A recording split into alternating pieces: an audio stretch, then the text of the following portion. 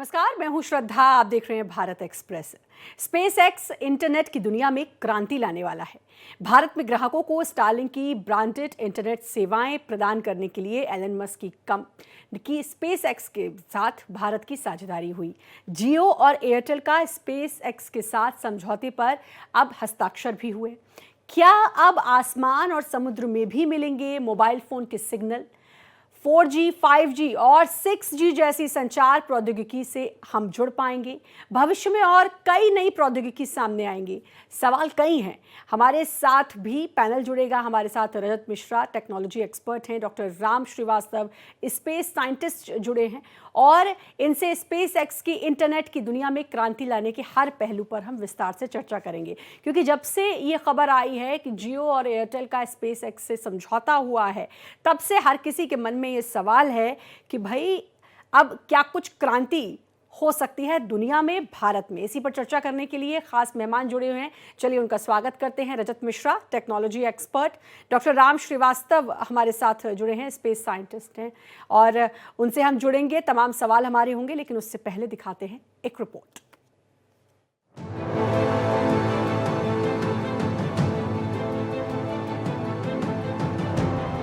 Satellite internet का आगाज। भारत में इंटरनेट की दुनिया में एक बड़ा बदलाव आने वाला है।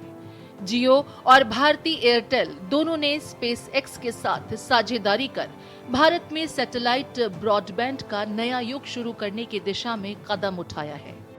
इससे देश के कोने कोने में स्टारलिंक की हाई स्पीड सैटेलाइट इंटरनेट सेवा जल्द ही पूरे देश को मिलने वाली है। सैटेलाइट इंटरनेट की एंट्री से देश में छोटे व्यवसायों, ग्रामीण इलाकों, स्कूलों और सरकारी संस्थानों को बड़ा फायदा मिलेगा।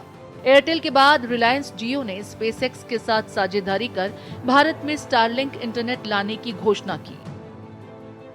ये जियो के नेटवर्क और स्टारलिंक की सैटेलाइट टेक्नोलॉजी को मिलाकर दूर दराज के इलाकों में भी हाई स्पीड इंटरनेट पहुंचाने में मदद करेगा। जियो और स्पेस एक्स ने इस साझेदारी के जरिए देश के दूर दराज के इलाकों में भी इंटरनेट पहुंचाने का लक्ष्य रखा है। जियो अपने रिटेल आउटलेट्स और ऑनलाइन स्टोर्स के जरिए स्टारलिंक के उपकरण बेचेगा। इसके अलावा जियो एक ऐसी सेवा प्रणाली विकसित करेगा जो ग्राहकों को इंटरनेट इंस्टॉलेशन और कनेक्टिविटी सेटअप में सहायता करेगी। एलन मस्क की कंपनी स्पेसएक्स स्टारलिंक को संचालित और नियंत्रित करती है। स्टारलिंक दुनिया की पहली और सबसे बड़ी सैटेलाइट ब्रॉडबैंड सर्विस है। ये लो अर्थ ऑर्बिट में स्थित सैटेलाइट्स के जरिए इंटरनेट उपलब्ध कराती है। स्टारलिंक की मदद से लोग video streaming, online gaming, video calling और दूसरे डिजिटल सेवाओं का इस्तेमाल कर सकते हैं। स्पेसएक्स के संस्थापक एलन मस्क ने हर 5 साल में नेटवर्क को अपग्रेड करने की योजना बनाई है। इस तकनीक की मदद से घर घर में इंटरनेट की सुविधा पहुंचने की उम्मीद जताई जा रही है। लंबे समय से स्टारलिंक के भारत आने का इंतजार किया जा रहा था। स्टारलिंक के भारत आने के बाद जमीनी केबल और टावरों की जरूरत लगभग खत्म हो जाएगी।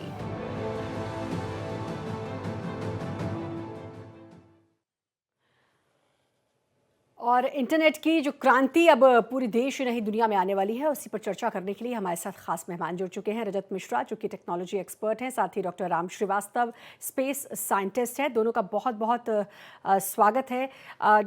रजत जी, आपसे मैं जानना चाहूँगी, क्योंकि अब जो करार ये हुआ है जियो और एयरटेल का स्पेस एक्स से, स्पेस एक्स के बारे में हम इतना तो जानते हैं कि एक हाई स्पीड इंटरनेट सेवा जो है वो मुहैया करवाती है। भारत में हालांकि हर घर में फ़ोन है, एक नहीं 3-3, 4-4 फ़ोन है। हर कोई अब इंटरनेट यूज़ करता है, चाहे किसी भी रूप में हो। लेकिन अभी भी गाँव और जो दूर दराज के इलाके होते हैं, जो इंटीरियर में हैं, वहाँ पर कई बार देखने को मिलता है कि नेटवर्क्स नहीं आते हैं। स्पेस एक्स से करार के बाद क्या कुछ नया देखने को मिल सकता है इंटरनेट की दुनिया में?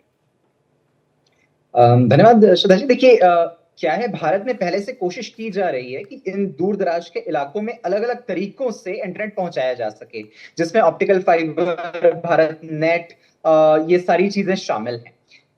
जो स्पेसएक्स का स्टारलिंक है, ये मोस्ट इंपॉर्टेंटली डायरेक्टली सैटेलाइट से इंटरनेट सर्विसेज प्रोवाइड करने में हेल्प करेगा। इसका मतलब ये होगा कि अगर हमारे पास ऑप्टिकल फाइबर की केबल्स उस जगह तक नहीं बिछे हैं, मान लीजिए आप रेगिस्तान का एरिया लीजिए या कोई हिली एरियाज जहां पर ऐसे केबल्स आसानी से नहीं पहुंचाए जा सकते। साथ ही जो अलग दूसरे एयर फाइबर्स हैं जो जियो और एयरटेल पहले से ट्राई कर रहे हैं, उनको भी लार्ज स्केल में एंटीना ग्राउंड स्टेशन चाहिए होते हैं। ये जो सर्विसेज भी प्रोवाइड करते हैं ये काफी कॉस्टली हो जाती हैं। इसके कंपैरिजन में अगर हम स्टारलिंक को लेते हैं तो इनका जो ओवरऑल सैटेलाइट का कॉन्स्टलेशन होगा वो डायरेक्टली, अगर आपके पास लोकल एंटीना है तो वहां पर ये सीधे सैटेलाइट के थ्रू वाईफाई और इंटरनेट सर्विसेज पहुंचा सकता है।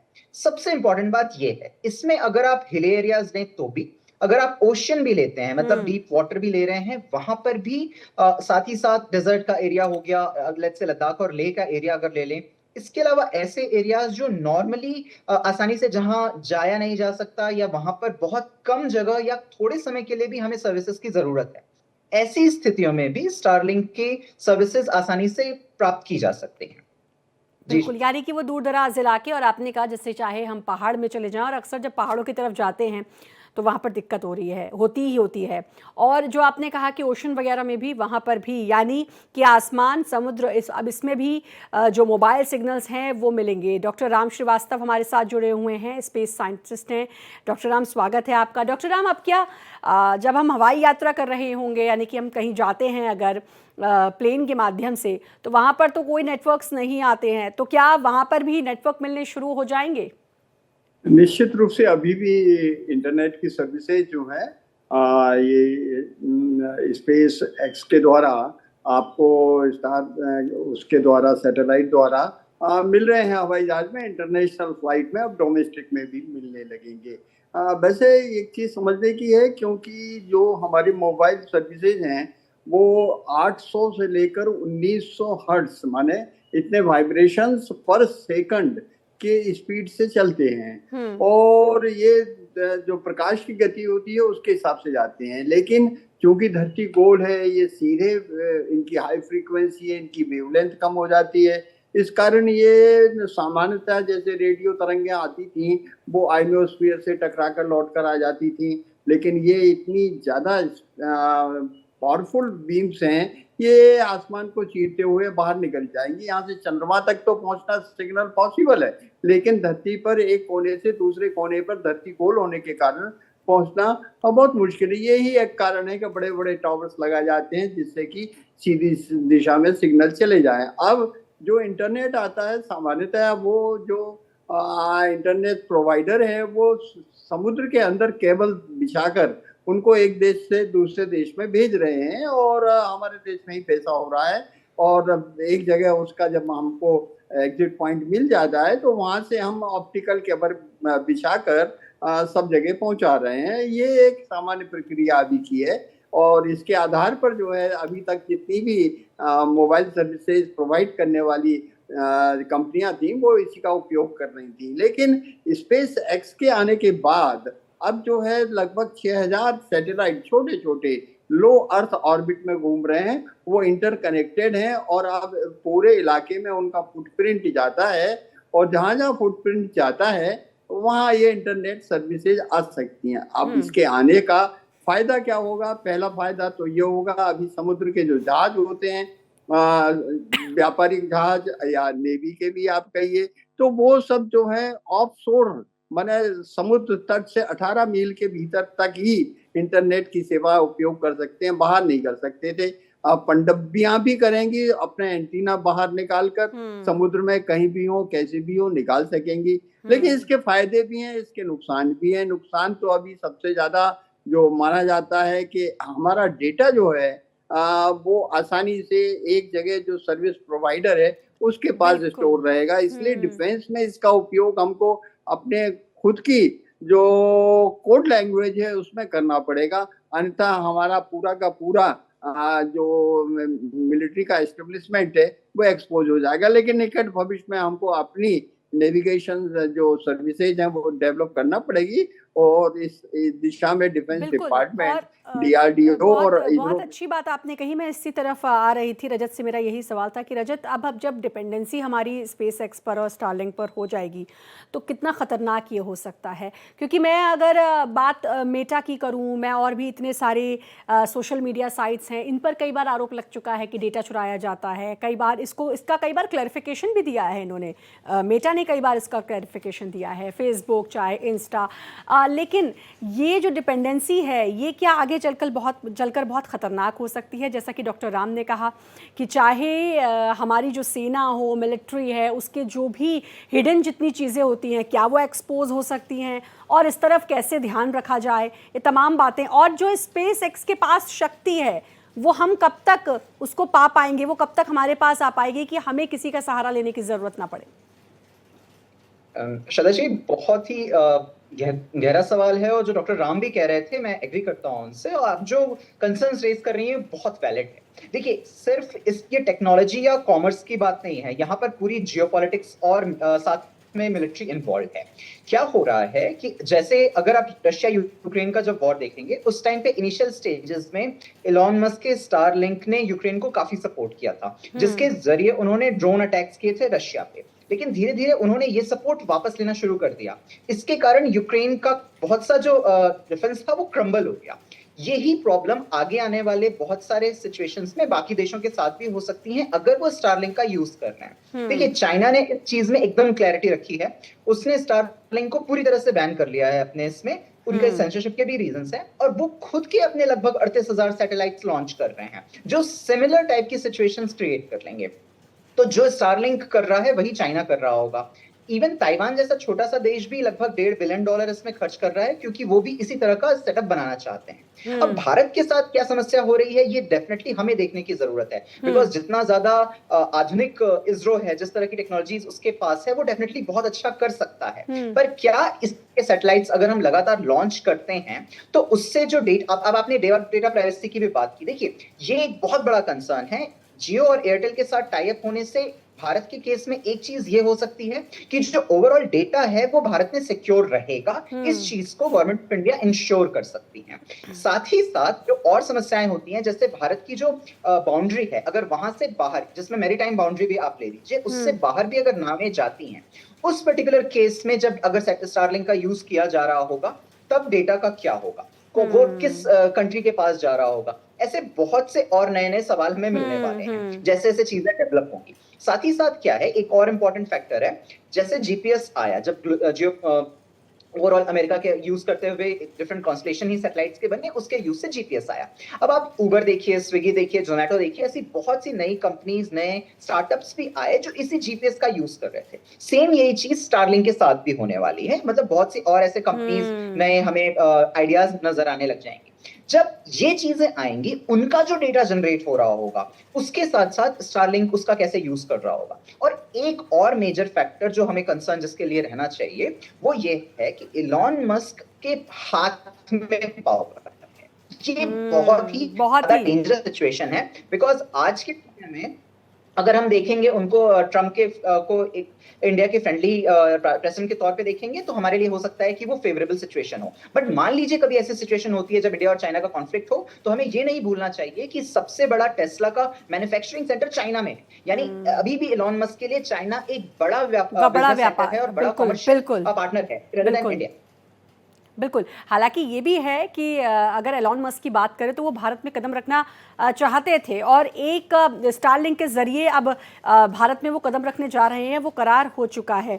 डॉक्टर राम, सवाल ये भी कि क्योंकि हमने 2G देखा है, हमने 3G देखा है, हम लोग ने तो वो ज़माना देखा है जब इनकमिंग के पैसे लगते थे, फिर धीरे धीरे चीज़ें यहाँ तक आई हैं। मुझे लगता है कि अगर मैं रेशो की बात करूं तो 60-70 शायद कम होगा। 80% लोग ऐसे हैं जो इंटरनेट यूज़ करते हैं, लेकिन इसके कितने घातक परिणाम हो सकते हैं वो शायद नहीं जानते हैं। रील्स का ज़माना है, हम रील्स स्क्रॉल करते रहते हैं, कई बार लिंक्स आते हैं, कुछ बुजुर्ग हैं वो लिंक्स खोल लेते हैं, इस तरीके की चीज़ों से क्या अब बचा जा पाएगा, या फिर स्टारलिंक के आने के बाद से, यानी कि स्पेस एक्स के आने के बाद से जो इस तरीके के घातक लोग जो इंटरनेट का फ़ायदा उठाकर लोगों को बेवकूफ़ बनाते हैं उनकी संख्या और ज़्यादा बढ़ जाएगी, या फिर इस तरफ भी अब सोचा जाएगा कि इन पर कैसे लगाम लगाई जा सकती है? ये जो हैकिंग का सवाल है वो तो बरकरार रहेगा और बढ़ता ही जाएगा, लेकिन इसके 3 तरह के दुष्प्रभाव मेरे समझ में आ रहे हैं।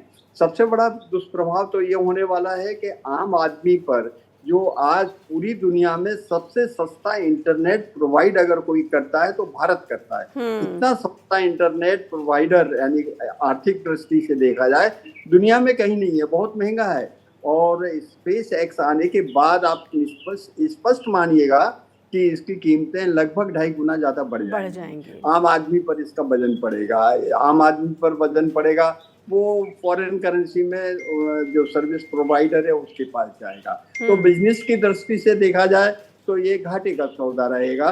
लेकिन अब क्योंकि एलन मस्क का दबाव था और कुछ कंपनियों की जो एक तरह से उनको मालूम था कि अगर ये नहीं आएगा तो इसके बाद जो है जो भारतीय कंपनियां हैं उन पर बहुत प्रभाव पड़ेगा। इसलिए संभव था मेरे विचार में ये भारत सरकार ने मजबूरी में अनुमति दी है, क्योंकि इस समय अंतर्राष्ट्रीय जियोपॉलिटिक्स पर जो है अमेरिका का, बिल्कुल, अभी कुछ दिन पहले प्रधानमंत्री गए थे अमेरिका और वहाँ पे एलन मस्क से मुलाकात भी हुई थी। तो क्या कोई बड़ी वजह है इसके पीछे कि इस तरीके का करार हुआ है? लेकिन जैसा कि आपने कहा कि महंगा इसके बाद इंटरनेट हो सकता है, और इंटरनेट की आदत जितनी लोगों को लग गई है, हम में से कोई भी बिना मोबाइल के सोच भी नहीं सकता।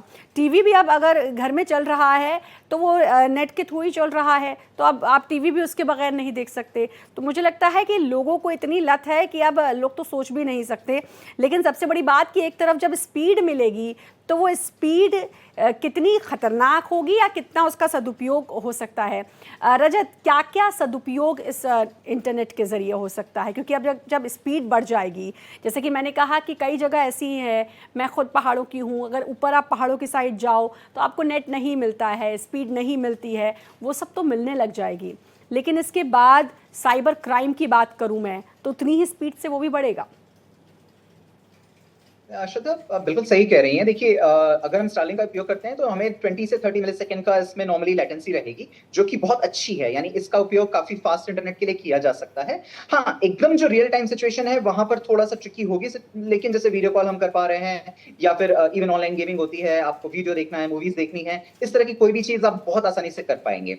जब आगे ऑटोमेशन की फील्ड में जा रहे हैं, जहां पर सेल्फ ड्राइविंग कार्स या बाकी इस तरह के इक्विपमेंट्स की बात हो रही है, उन सब चीजों के लिए भी स्टारलिंक नॉर्मली काफी इफेक्टिव हो सकता है। एकदम हाई प्रिसिशन की बात अगर हम जहां करें, जहां ड्रोन्स की बात है या फिर मिलिट्री इक्विपमेंट्स की बात है, वहां पर हमें थोड़ा सा और ज्यादा ट्रिकी सिचुएशन रहेगी और हमें थोड़ा और ज्यादा इसे सोफिस्टिकेटेड बनाने की जरूरत होगी।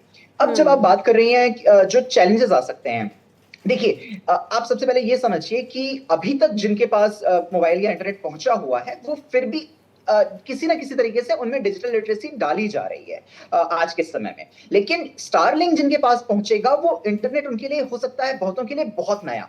और ऐसे सिचुएशन में इंटरनेट के जितने भी नुकसान आप इमेजिन कर सकती हैं या एटलीस्ट हमने आपने पिछले 15-20 सालों में देखे हैं, वो सारा का सारा एक साथ उन पर गिरेगा।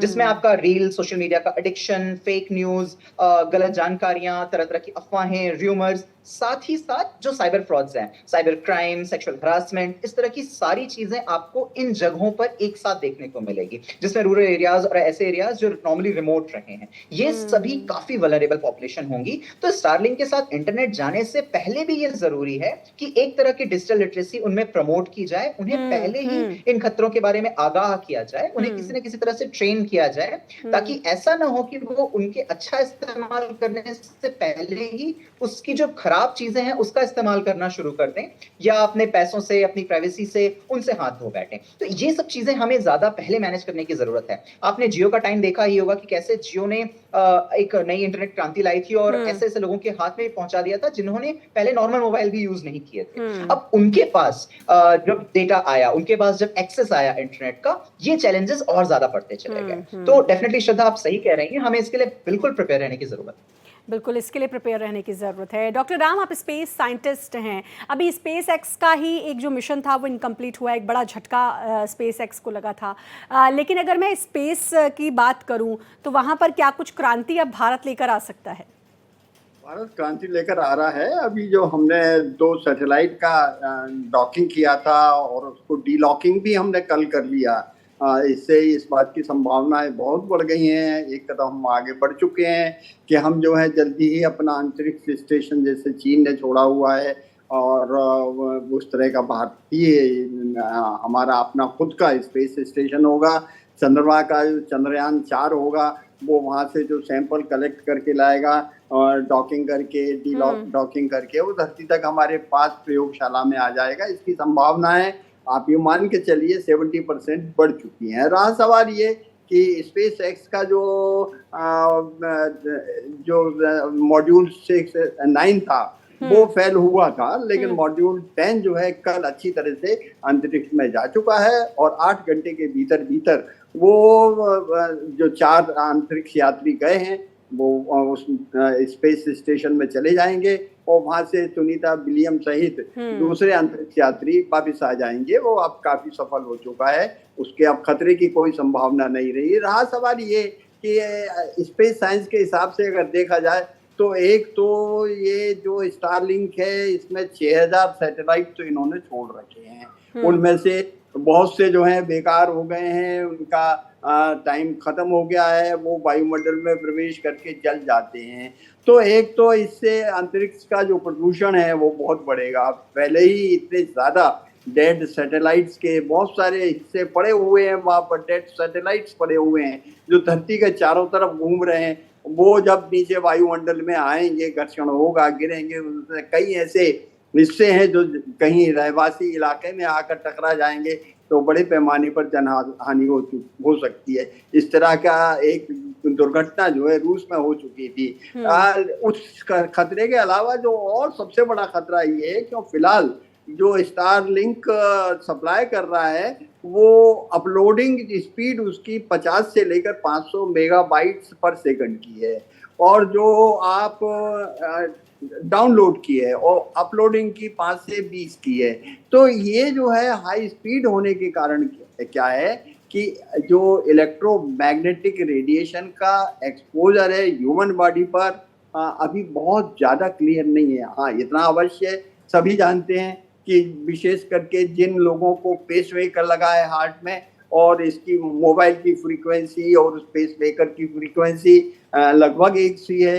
अब अगर वो हार्ट के आसपास रखेंगे तो निश्चित रूप से पेसमेकर में हार्ट की एक्टिविटीज में बड़ी गड़बड़ हो जाएगी, और उसमें इस तरह का एक हेल्थ हजार्ड जो है इसके अभी पूरी तरह स्टडी नहीं किए गए हैं। लेकिन जो वेजिटेबल्स का प्रोडक्शन है, खास करके फसलों का जो फोटोसिंथेसिस का प्रोसेस है, वो ऐसा पाया गया है कुछ रिसर्च में कि उनमें से जो क्रॉप्स की यील्ड है वो भी कम होने की संभावना है, लेकिन अभी पुख्ता इसकी जानकारी नहीं है। इस क्षेत्र में काफी रिसर्च चल रही है, भारत में भी उसकी रिसर्च चल रही है, और हमारा इसरो और DRDO मतलब फायदे तो इसके डॉक्टर राम हैं, लेकिन बहुत सारे नुकसान भी हैं। मतलब हमें एक स्पीड तो मिल जाएगी और जो हमें चाहिए कि हमने तुरंत अपना फ़ोन लिया और सब कुछ खटाखट मिलना शुरू हो गया, लेकिन घातक परिणाम भी इसके हमें बहुत ज़्यादा भुगतने पड़ सकते हैं। तो इस तरफ ध्यान देने की ज़रूरत है। रजत, क्योंकि अब तो 5G में हम जी रहे हैं, 6G का हमें इंतज़ार है, और अगर मैं बात करूँ AI, क्योंकि अब हम AI में जीने लग गए हैं, AI का जो इस्तेमाल है वो कई ऐसे तरीके हैं AI के इस्तेमाल का। कई बार तो क्लोनिंग सुनी है कि आप ही की आवाज़ सुनाकर किसी से भी पैसे ऐंठ लेना, ये एक उदाहरण मैं दे रही हूँ रजत। लेकिन इसके अलावा मुझे लगता है बहुत सारे तरीके होंगे। AI का इस्तेमाल अच्छे तरीके से छोड़ के बुरे तरीके ज़्यादा लोग अपना लेते हैं। तो अब और कितना असर AI को अगर मैं इसमें शामिल करूँ, क्या क्या असर?